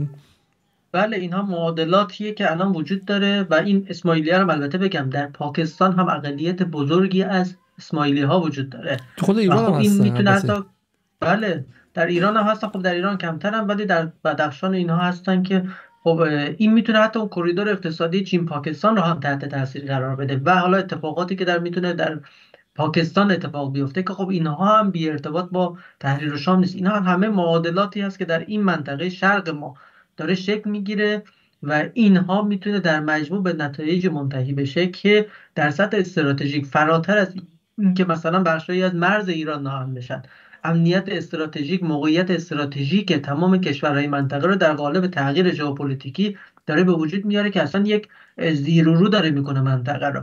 حالا منم برداشتم اینه که بخشی از این در چارچوب استراتژی آفشور بالانسینگ آمریکاست، یعنی که آمریکا داره توانش رو منتقل میکنه به نیمکره غربی و در نیمکره شرقی با افول هژمونی دیگه نمیتونه اون اعمال حاکمیت و مداخله‌ای که قبلا داشت رو داشته باشه. خب چطور باید اینها رو مدیریت کنیم؟ از طریق داینامیک هایی که ایجاد میکنیم برای درگیر شدن رقبای ما. یعنی چی؟ یعنی که درگیری و بحران ژئوپلیتیکی با حداقل انرژی ممکن. خب ارتش آمریکا زمانی که به افغانستان حمله کرد برای اینکه اونجا یک حاکمیت اعمال کنه و هژمونیش رو اعمال کنه، چه هزینه سنگین و چه توان سنگین رو گذاشت. در عراق همینطور، در خاورمیانه برای ایجاد این بحران ژئوپلیتیکی چقدر نیروی نیاز داره، چقدر توان. ولی توانی که این بحران از چین، از روسیه و از ایران و از کشورهای دیگه میگیره به شدت سنگینه و خب این میتونه باعث بشه که این افول هژمونی کند بشه و تمرکز آمریکا در نیمه غربی. خب ترامپ رسما میگه آقا ما اولویت من حوزه پاسیفیکه، در اینجا تقویت بشه و هزینه‌های اینور بیاد کم بشه و حتی توان رقبا هم کاهش پیدا کنه. این تو سطح استراتژیک جهانی. این خیلی جالبه. پس اصلا کلا شما چیزی میگی برای من خیلی جالبه، اینه که آمریکا اگرچه علاوه هژمونیش داره از دست میره، ولی افولش به معنی نیستش که راه رو باز کنه، جاده کنه، بگه راه بیافتیم برین همه چی خوب من کاری بهتون ندارم. تا حد امکان سخت میکنه، درسته؟ این مناطق مختلف رو سخت میکنه و سعی میکنه که با جنگ ها، با ناآرامی ها کار رقیب رو دشوار کنه. فقط به یاد بیارید که میگم هنوز عده‌ای معتقدن که بر اساس اون سند معروف آمریکای قرن جدید در سال 1999 که یکی از در واقع معماری های جنگ عراق بود، جنگ عراق یک از دلایلش این بود که نابودی منطقه برای سد کردن دسترسی چین به منابع انرژی با ثبات. درسته؟ یعنی من لازم نداره که به منابع انرژی و نفت عراق دسترسی پیدا کنم خودم، همین که رقیبم دسترسی پیدا نکنه و اینجا زمین سوختم شه پیروزیه. حالا یکی دو سوال دیگه در مورد این من می‌خواستم بپرسم در مورد تاجیکستان از طرف مخاطبا، شما بهش جواب بدین. یه سوال خودم دارم، بذار اول با سوال مخاطبا شروع کنیم، سوال خودم بعدم بپرسم. آیه حبیب نور محمدی میگه که نور محمدیه میگه آیه علیزاده مزیت، آیه علیزاده که چیزی نمیدونه، آیه رحیمی مزیت اقتصادی تاجیکستان چیست؟ چرا اصلا از نظر اقتصادی هم فایده داره برای ما؟ بله خب ببینید ما مبادلات تجاریمون با تاجیکستان تقریبا از 2 برابر بیشتر شده در چند سال اخیر. این از سال در دوره کرونا که به زیر 100 میلیون دلار رسید، 30-40 میلیون دلار 50 میلیون دلار، الان در مرز 400 میلیون دلاره و خب این 400 میلیون دلار هم عمده‌اش صادرات ما به تاجیکستان. اما خب آیا ظرفیت‌های دیگه وجود داره؟ بله، بیش از 1 میلیارد دلار تجارت ما پتانسیلش رو داریم که 1 میلیارد دلار تجارت شاید مثلا 30% کل تجارت تاجیکستان میشه. یعنی ما میتونیم یک قدرت مطلق اقتصادی در کنار چین در تاجیکستان باشیم. خب این برای ما منافع زیادی داره. در کنار این خب ما میتونیم از موقعیت جغرافیایی تاجیکستان به شدت استفاده کنیم. برای ما به لحاظ ژئواکونومیک خیلی ارزشمنده. زمانی که ترکمنستان برای ما مشکل ایجاد میکنه در دسترسی ترانزیتی به منطقه و این چالش ها رو به وجود میاره، یا ترکیه اگر بخواد در این کریدورها نه به واسطه کریدور میانی بلکه به واسطه تعاملات با ترکمنستان برای ما مشکل ایجاد کنه، دسترسی ما به آسیای مرکزی قطع میشه. آلترناتیو ما چی میتونه باشه؟ دسترسی از افغانستان به ازبکستان و تاجیکستان. در کنار این تاجیکستان 2 منبع استراتژیک داره، یکی آلومینیوم هست و یکی پنبه. آلومینیوم تاجیکستان به طور عمده الان داره میره ترکیه. یکی از خریدارهای مهم و عمده بزرگ بازار آلومینیوم تاجیکستان ترکیه است و ترکیه داره محصولات ساخته شده و اون رو حتی به صورت خام داره ری اکسپورت میکنه که یک ببینید وقتی میگیم آلومینیوم و پنبه، شما فکر کنید این حکم نفت و پتروشیمی رو داره برای جمهوری اسلامی ایران، یعنی برای تاجیکستان این جایگاه رو داره و نفوذ تو اینجا و استفاده از این و پنبه و منسوجات تاجیکستان هم همینطور که خب ترکیه داره به شدت از این استفاده میکنه و ما هم میتونیم از این استفاده کنیم. ما هم یک تولید کننده آلومینیوم بزرگ در دنیا هستیم و آلومینیوم کلا تو دنیا 6-7 کشور تولید میکنن. ما میتونیم یک کارتلینگ قوی مشترک بابت این داشته باشیم. این ترکیه که الان غول نساجی جهان شده پنبه‌شو از تاجیکستان میاره؟ بله، بزرگترین تولید کننده های پنبه جهان تاجیکستان، ازبکستان و ترکمنستان هستند. اینها که ترکمنستان و ازبکستان الان پنبه خام دیگه صادر نمیکنن، نخ پنبه فقط میدن، ولی تاجیکستان هنوز پنبه خام هم صادر میکنه. ولی خب غوله نساجی و تولید پنبه و نخ پنبه دنیا یه بخشی زیادش این کشورها هستن. از دوره شوروی تو اینا باقی مونده و اینا دارن اینا رو در واقع کشت میکنن و خب این مزیت اقتصادی بسیار بزرگیه. حالا شما یک از نکات مهم آقای رحیمی اینه که هم به قول معروف حتی من والا با آقای رحیمی اول برنامه معرفی میکردم، نویسنده کتاب درباره قزاقستان هم هستش، درسته آقای رحیمی؟ قرقیزستانه، معذرت میخوام، بله کتاب قرقیزستان. و ولی یه نکته دیگه هم تو اقتصادی اضافه کنم، تاجیکستان یک ویژگی دیگه داره که به شدت منحصر به فرده، اینه که جزو که نمیشه پر آب ترین کشور دنیاست. 90% سرچشمه‌های آب کل آسیای مرکزی از تاجیکستان و قرقیزستان سرچشمه میگیره و این کشور سرچشمه منابع آب بسیار زیادیه و در عمده کشورهای دنیا که آب ندارن، این کشور شاید بیش از 10 برابر 20 برابر نیازش آب داره که داره از این کشور خارج میشه، منابع آب شیرین، یخچال‌های طبیعی بزرگ. و این آب هم یکی از منشأهای قدرت در کنار معادن بسیار ارزشمند دیگه‌ای که داره که خب چین داره به شدت از اینها استفاده میکنه. چین داره استفاده میکنه. حالا میگم سوالی که من دارم دقیقاً همینه، اینه که شما میگم حالا یکی از خوبی‌های رحیمی اینه که در کنار حالا بحث فنی و آکادمیک، بحث اقتصادی و لزوم بحث اقتصادی هم در نظر میگیریم و ما این رو دیدیم دیگه، در گذشته دیدیم که وقتی که سوریه اصلا پاشید تازه همه یادشون اومد بگن که برای اینکه ما تو سوریه کار اقتصادی نکردیم، برای اینکه ما بازار سوریه رو به ترکیه واگذار کرده بودیم، برای اینکه با صادرکننده‌های ما اونجا کاری نمی‌کردن و غیره. و اینم کتاب آقای رحیمی قرقیزستان جامعه فرهنگ و سیاسته.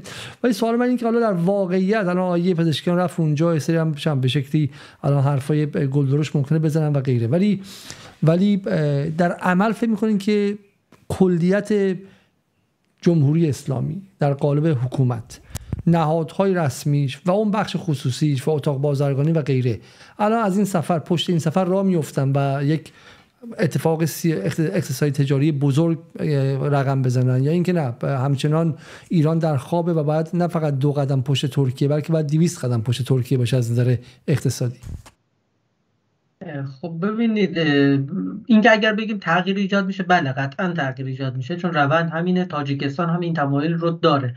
ولی خب موانع زیادی وجود داره که این موانع باید به طور جدی برطرف بشه. ترانسپورت و هزینه ترانسپورت ما به شدت زیاده در تاجیکستان یکی از غیر شفافترین و فاسدترین اقتصادهای دنیا رو داره که خب این برای ما و تاجرای ما به شدت مشکل ساز شدن. بعد از 2015 مشکلاتی که به وجود اومد، ریسک تجارت و سرمایه گذاری برای ایرانی‌ها در تاجیکستان بالا رفت و خب این اعتماد طوری نیست که به سادگی وقت در کوتاه مدت در واقع جبران بشه و حل بشه.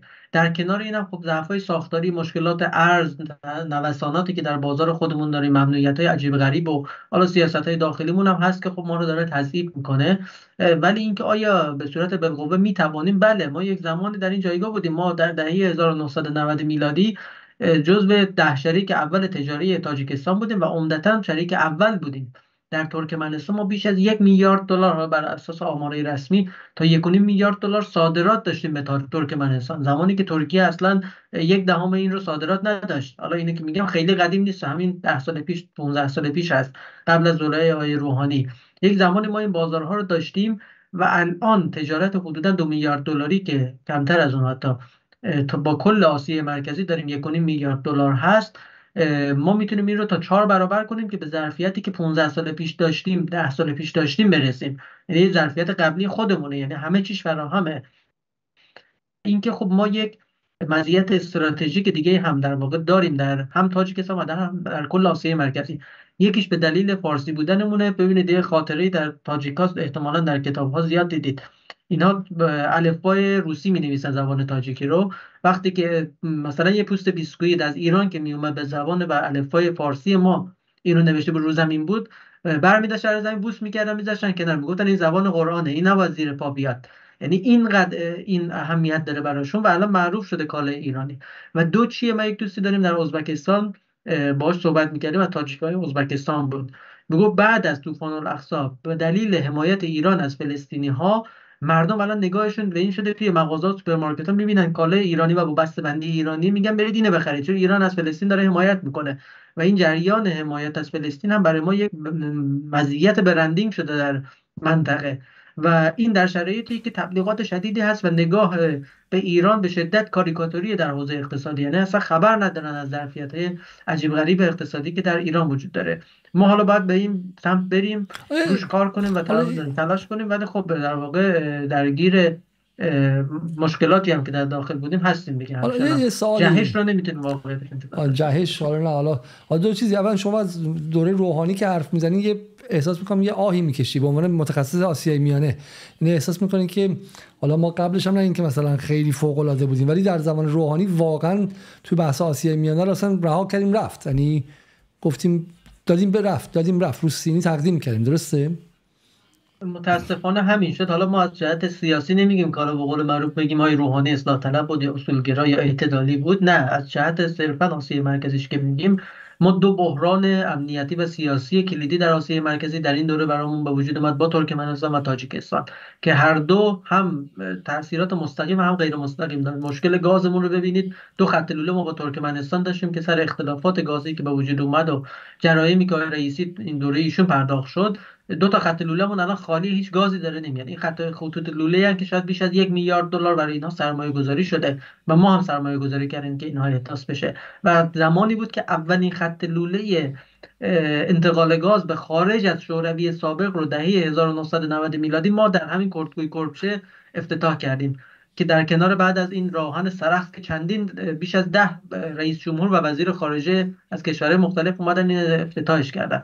اینا رو ما از دست دادیم. تجارت ما با آسیای مرکزی بیش از 1/4 تا 1/5 کاهش پیدا کرد و خب این مشکلات به وجود اومد و حالا بخشش به دلیل حالا تحولات بین‌المللی مثل کرونا و مسائل دیگه بود، یک بخشش هم خب بله متاسفانه عملکرد دولت‌های روحانی بود. تجارت خارجی ما زمان احمدی نژاد با زمان روحانی رو که مقایسه می‌کنیم، صادراتمون چه نفتی چه غیر نفتی، ارقام رو که با هم مشاهده می‌کنیم مقایسه می‌کنیم، می‌بینیم که این اختلاف هست. توی آسیای مرکزی این اختلاف خیلی جدی‌تر بود، یعنی این کاهش بازارهایی بود که دستمون رفت و هنوز هم برنگشته اینها و این تو بحث اقتصادی هست در سیاسی. شما که نه حزب اللهی هستی، نه طرفدار رئیسی هستی، نه طرفدار اصولگرا هستی، لزوما این از نظر حزبی نمیگی، ولی به عنوان از این چیزای اینجوری خیلی جالبه که هیچ کس هم روش حرف نمیزنه و همین نشون میده که منتقدان هم همشون دردشون جناحیه، وگرنه اگه واقعا روی مسائل ملی و از منظر منافع ملی می‌خواستن حرف بزنن، این بلایی که سر آسیای میانه اومد و اون 10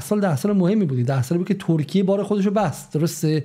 ترکیه جای پای خودشو تو تمام این کشورها سفت کرد. حالا وایسید روزی که به قول معروف درگیری ما با ترکیه بیشتر شه و می‌بینید که اینا همشون حسرت‌های بزرگ و آهایی که بعد بکشیم چون این زمان رو از دست دادیم ما و واقعا چیزا. یه سوال دیگه از آقای علی از آقای اکیل ابراهیم بپرسم، میگه آیا امنیت تاجیکستان میتونه به یک فرصت عملی همکاری استراتژیک بین مثلث چین، روسیه و ایران تبدیل شه؟ این رو هم جواب بدین تا اینکه سوال خودم بپرسم. بله خب طبیعتا همینطوره. زمانی ولی این اتفاق میفته، حتی بگیم ما زمانی که امنیت همکاری استراتژیک نگیم، امنیت و منافع استراتژیک چین و روسیه به حضور ما در واقع مزیت‌های ما گره بخوره، حتی تا این سطح ما میتونیم بگیریم. اما که زمانی که ما بتونیم این مزیت استراتژیک رو ارائه بدیم و اون رو تثبیت کنیم در تاجیکستان، یعنی زمانی که این تهدیدات رو از نطفه خفه کنیم یا بتونیم با اون مقابله کنیم یا به دولت تاجیکستان یا در واقع به کشور تاجیکستان بگیم، نه محدودش نکنیم به دولت چون صرفا اینا برای دولت نیست، این رو بیایم این مزیت استراتژیک رو در تاجیکستان اعمال کنیم و این تهدیداتی که وجود داره، چه در مقابل گروه‌های تروریستی، چه در مقابل حالا جریانات جدایی طلب و چه در مقابل تهدیدات کلاسیک و مستقیم و غیر مستقیم خارجی که وجود داره، این رو ارائه بدیم. یعنی چی؟ یعنی هم در مقابل قرقیزستانی که اینا تنش در واقع نظامی و مشکل مرزی دارن در مناطقی مثل واروخ و حالا مرزهای دیگه، چه در مقابل تهدیدات غیر مستقیم به واسطه پانتورکیسم در منطقه دارن بلعیده میشن در این منطقه، بتونیم این کارکرد رو ارائه بدیم. ولی خب شرطش اینه که ما بتونیم این رو ارائه بدیم و بتونیم هم در تمام سطوح اینها رو در واقع حفظ کنیم، صرفا در واقع اشتباهی که در سوریه انجام دادیم رو تکرار نکنیم. حالا شما گفتی که ازبکستان و غیره ترکیه هم، ولی اولا که تو همین نقشه‌هایی که من داشتم نشون میدادم بخش‌های زیادی از این کشورها هم توشون تاجیک و فارسی زبان وجود داره و تو همونجا هم به قول معروف بخشی از ریشه های اینها ریشه های فارسی زبانه. درسته؟ توی تاشکند هم همینطوره، توی چه میدونم توی ترکمنستان هم همینطوره و غیره. و و سوال آقای خانم زهرا یوسفی از سوال مهمیه. خانم یوسفی میگه که چرا پس از فروپاشی شوروی دولت‌های ایران آنطور که باید به زبان فارسی و گستردگی فرهنگ ایران توجه نکردن؟ چرا؟ حالا ما خودمون همیشه میگیم آقا جمهوری اسلامی، من حداقل میگم برخلاف تصویری که اپوزیسیون به ویژه براندازا میگن ضد ایران نیست، به قول معروف فقط دنبال امتگرایی نیست، اینا بالاخره اقتضاعات، یعنی در واقع بحث اسلام یه فوایدی داشته اونجا. ولی واقعا نه، این که چرا ما الان چرا به قول من تو ایران ما چرا در اطراف منطقه در کشورهای جهان مؤسسه رودکی یا مؤسسه حافظ نداریم؟ همونطور که آلمان ها انستو گوته دارن، فرانسوی‌ها انستو فرانسه دارن، اسپانیایی‌ها انستو سروانتس دارن. این همه تشنگی برای زبان فارسی در تمام کشورهای عربی، در منطقه، در پاکستان، در هند، در این ور هستش و ما واقعا هیچ غلطی نکردیم. مثلا واقعا خجالت، تازه آقای خامنه‌ای شاعر اهل ادب فارسیه، تازه آدم ادب دوستیه و غیره، ولی من نمیفهمم که این فضا، این خلایی که باز شد که ایران با فارسی پر کنه رو چرا ما پر نکردیم و اجازه دادیم که طرف مقابل ما رو یه حکومت ایدئولوژی که فقط و فقط مذهب، اونم مذهب بنیادگرایی با اشکالی که حالا خودش دوست داشت تصویر کنه که بعد مثلا کشورهای منطقه از ما پا پس بکشن یا نه، در حالی که اون نقطه فارسی نقطه‌ای بود که چه برای کشورهایی که حالا گرایش مذهبی بیشتر داشتن چه کمتر داشتن نقطه خنثایی بود که همشون می‌خواستن به سمتش بیان و این به ویژه تو آسیای میانه خودشون نشون میده. اینو اگه جواب بدیم ممنون میشم. ببینیم ما اینجوری نبوده که حالا انجام ندیم، انجام دادیم و کارهای خوبی هم شده و اصلا اساسا فعالیتمون برای حوزه زبان فارسی در آسیای مرکزی رو اگه بیایم به مارکتینگ تشبیه کنیم، اون مدلیه که شما یه محصولی داری که مشتری انقدر صف کشیدن شما باید بتونی برای اینا تحویل بدید. اینجوری نیست که شما برید دنبال مشتری بگردید و توی این منطقه آتش به زبان فارسی خیلی زیاده، کورس‌های زبان فارسی در تمام کشورها هست، مؤسسات و مراکز هم بعضا بوده. خب در تاجیکستان بسته شدن اینها به خاطر این اختلافات سیاسی، ولی خب یه حالا بحثی که شما میگید بله درسته در جمهوری اسلامی، ولی خب یه آمار، یه اینفوگرافی معروفی فکر میکنم سال گذشته منتشر شد راجع به بودجه نهادها و مراکز فرهنگی ایرانی. اونجا بودجه‌ای که بنیاد سعدی داشت با که مثلا بنیاد سعدی متولی بحث زبان فارسی دیگه، المپیادهای زبان فارسی، کرسی آموزش، با نهادهای دیگه فرهنگی شما مقایسه کنید، بخشی از این سوال رو می‌بینید زمانی که مثلا این بودجه 1/20 1/30 بعضی از نهادهای فرهنگی دیگه است که در داخل دارن کار میکنن. جدا از این حالا این رو هم ببینید که چقدر داره کارآمد و کارا و دقیق و در واقع بهینه این منابع صرف شده و تخصیص پیدا کرده. و جدا از این هم یه نکته اول برنامه گفتیم دیگه، ما برای تمام حوزه‌های مجاورمون شبکه تلویزیونی داشتیم، برای آسیای مرکزی نداریم. برای فارسی زبان‌ها اساساً خبرگزاری و وبسایت خاصه به جز اون پارس تودی، رادیو تاجیکی یا رادیوهایی که قدیم وجود داشتن که الان خب مخاطبشون به شدت کاهش پیدا کرده نداریم. پروازهای مستقیممون تازه راه اندازی شده، چند وقت پیش پرواز مستقیم نداشتیم و اینکه خب فرصت‌های استراتژیکی هم که داشتیم و داریم رو هم هنوز فعال نکردیم. خب ما مقصد گردشگران ایرانی کجاست؟ ترکیه، استانبول، دبی، باکو، ایروان. خب چرا اینا به سمرقند و بخارا و تاجیکستان و در واقع دوشنبه و خوجند و این شهرها انجام نمیشه؟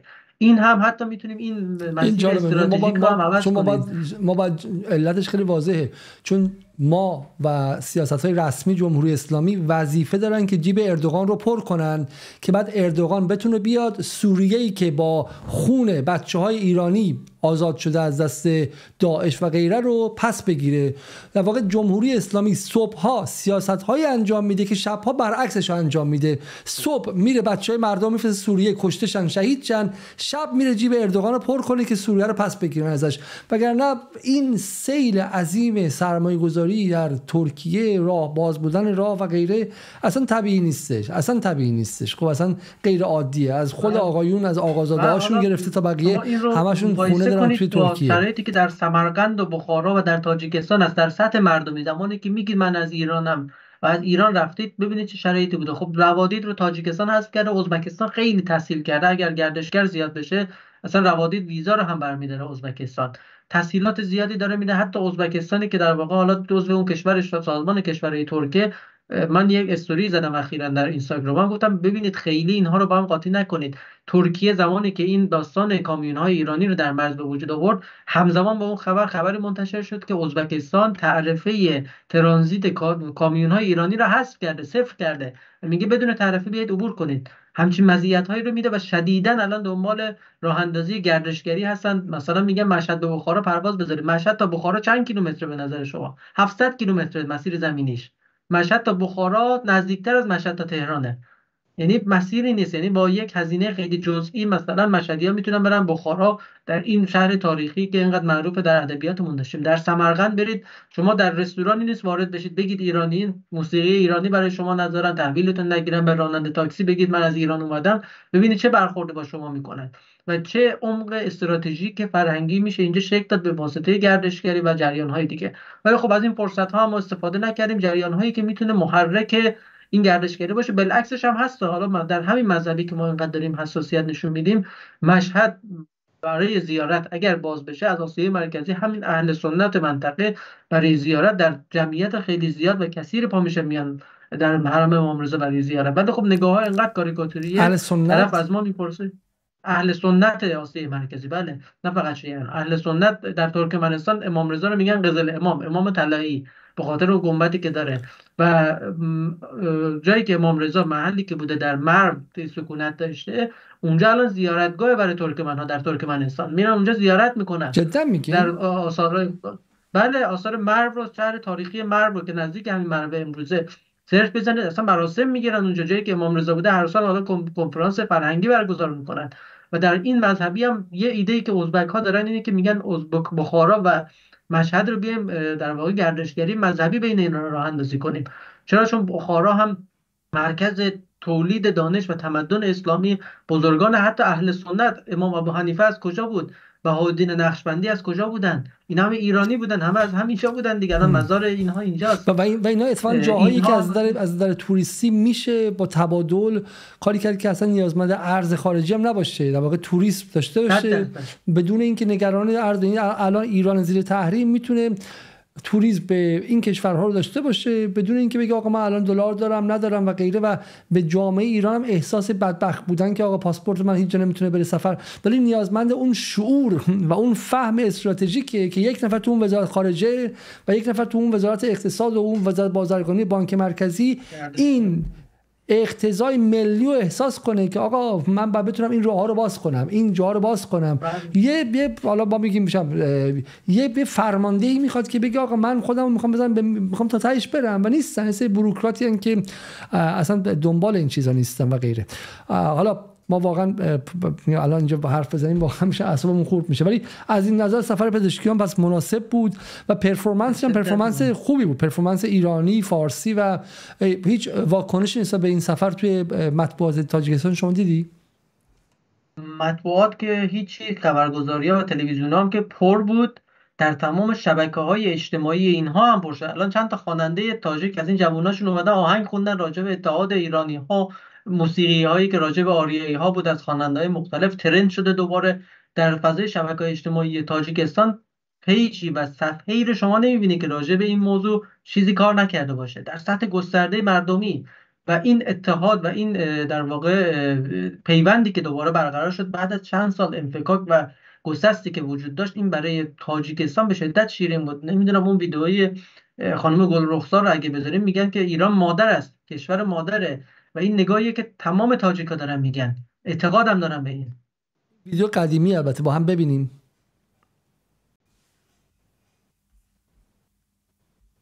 با مناسبت‌های سیاسی اخیر تو ایران و تاجیکستان چی نظر داره؟ نظر خوب ندارم. ایران مادر است، ایران ریشه است، ایران بنیاد است و هر قدر که مثلا بدخواهان من از من تهمت میکنن، من مثلا این میگن اون میگن، تنها با اون خاطر است که من میگم که آریایی ام. آدمی که ریشه و اصل خودش اگر یاد نداره ما آریایی. آدمی که ریشه و اصل خودش اگر یاد نداشته باشه دیگر مادر خودش هم احترام نمیکنه. من میگم که اینا چیزای بسیار ساده و مصنوعی و ساختن. بسیار کمک کردن در سال جنگ برای مثلا گریزه های ما، برای مردم گشنه ما، برای مردم مثلا محتاج ما. ایرانی‌ها بسیار کمک کردن، حالی هم کمک میکنن، حالی هم با محبت گپ میزنن. خب بعضی این دیگه در یک خانه چقدر میتونه که مثلا یک اشتباه باشه در بین دولت‌ها، البته میتونه که هر یک آدم هر چی بگه، اما در مجموع ایران هیچ وقت مقابل ما نبود و هیچ وقت ما را بد نمیده و هیچ وقت از ما طمع هم نداشت، نیاز هم ندارد به ما. اما ما هم همینقدر دوست می‌داریم که در هر خونه قشلاق تاجیک یک ایرانگل و ایران ببی و ایران ماه داریم. پس این ایران ستیزی با فکر میگه چی در هر خونه تاجیک چی داریم؟ یه ایران ماه و یه ایرانگل و ایران برگ داریم که یعنی یک چیزی به نام ایران داریم که ما همیشه به یاد ایران باشیم. و ببینید ایشون حالا یک شاعر معروفه و هنوزم جزو شاعرای بزرگ تاجیکستان، حالا در کنار مومن قناعت که اون شعر معروف خلیج فارسی رو داره، شاعرای دیگه. مردم تاجیکستان هم همینن. الان در فضای افکار عمومی ما خیلی نمیتونیم تفکیک کنیم مثل اینجا. این نگاه در کوچه و خیابان و همه جا وجود داره. با وجود تبلیغات ضد ایرانی شدیدی که در چند سال وجود داشت، همچنان این فضا یعنی آماده انفجار بود در این سفر، که این سفر حالا با فضای افکار عمومی که شکل داد باعث شد که این در واقع این انفجار رخ بده و این جریان شکل بگیره. و خب این رو ما نباید ولش کنیم. حالا در سطح دولتی یک بخش، خب دولت اون بخشش رو انجام داد، در سطح مردمی هم این پیوند و این ارتباطه باید برقرار بشه و حفظ بشه. اما امیدوارم که بخش خصوصی هم بالا واقعا بیاد. یعنی این الان اون توپ دیگه دم دروازه هست، یعنی کافیه که کسی کارش نکنه، خوش داره تو گل میره. و واقعا ما هنری خواهیم داشت اگه حتی تاجیکستان رو هم به اردوغان یا به سعودی ها یا به غربی ها از دست بدیم. واقعا کار عجیبیه. این خورده دیگه از این حرفای گلرخسار رو ببینیم. شما کی میستد؟ کدام قوا؟ من خیال میکنم از ما بیرونن خیلی، و اگر در درون باشن خیلی خیلی منفعت دارن، با این چیز پول زیاده میگیرن، نه که شرم دارن، در گلوشون مانانش. ما 300 سال از یادگاری ماندار بودیم. یک وقتا میگفتیم 300 سال در همین حالت فرهنگ ما، تمدن ما، شعر ما سو قفور است. خب حالا از این بخش بگذاریم و یه سوال پایانی از بخش تاجیکستان میخوام تموم کنیم و اونم این که چرا چینی‌ها اونقدر که باید نیستن اونها؟ چون در واقع این منطقه به نظر میاد که یکی از هدف‌های دراز مدتش ناامن‌سازی چین هم هست دیگه، به قول شما درسته. چرا چینی‌ها اینقدر پسیون؟ چرا اینقدر منفعلن چینی‌ها در مقابل این نقشه‌های دراز مدت آمریکا و غرب و غیره؟ ببینید چین حالا یک استراتژی داره، خودش میگه پیسفول، یعنی ظهور مسالمت آمیز. به شدت این مسالمت آمیز بودنش رو میخواد خیلی پررنگ کنه. این باعث شده که در چارچوب نفوذ اقتصادی، ژئواپلیتیک و حتی سیاسی تا یه حدی به شدت فعال، در واقع سریع و حتی بگیم خشن در همین تاجیکستان و در کشورهای دیگه در بحث بدهی ها و اینها خیلی خشن عمل کرده. مناطق از تاجیکستان رو در ازای بدهیاش گرفته، 15,000 هکتار زمین گرفته، دریاچه گرفته، معدن گرفته فلان.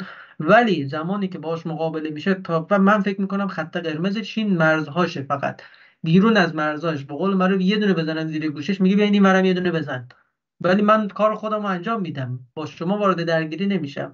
این استراتژی چینه. این رو ما در قرقیزستان در اعتراضات اکتبر 2020 دیدیم، در ژانویه 2022 در قزاقستان که همینجا صحبت کردیم باز هم چینی ها همین رفتار رو داشتن. خب در اونجا کریم ماسیموف که میگفتن اصالتا یک دونغان، یک چینی تباره و لابی اصلی چینی ها در قزاقستان ها گرفتن، زندانیش کردن، بردنش. و چین چیکار کرد؟ هیچ واکنشی نشون داد. آخر از همه اومد وارد بازی شد، گفت اشکال نداره ما تبریک میگیم، بالاخره ثبات برقرار شده. ولی آیا از نفوذ چین چیزی کم شد یا کاسته شد؟ بیشتر هم شد بعد از اون.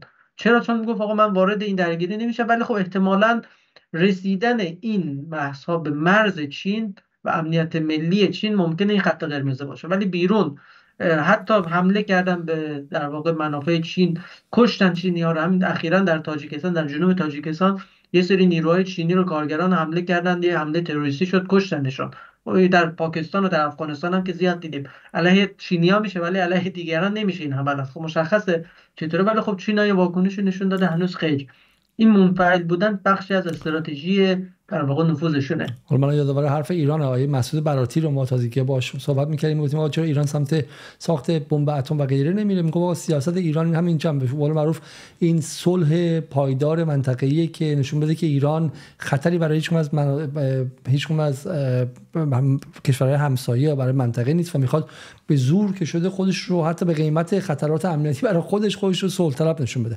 حالا ما از این بحث اومدیم بیرون به